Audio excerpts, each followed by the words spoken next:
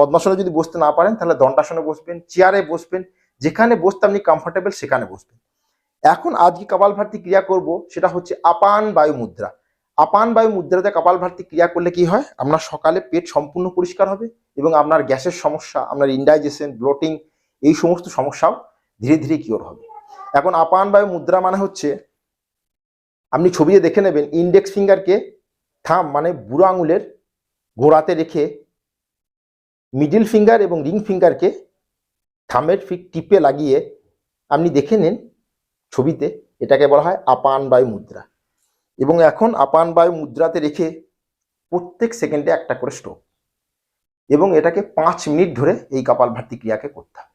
মেরুদণ্ড স্ট্রেট, কান্ধা বা গর্দনের কোনো নড়াচড়া হবে না, আমি আগেই বলেছি। ধীরে ধীরে শুধু ফোর্সফুলি শ্বাসটাকে ছাড়বো এবং পেটটাকে ভেতরের দিকে ধাক্কা দেবো। আগেই শেখা হয়েছে, এখন শুধু প্র্যাকটিস করার সময়। তো দেখা যাক, আপনি দরকার হলে চোখকে বন্ধ রাখবেন।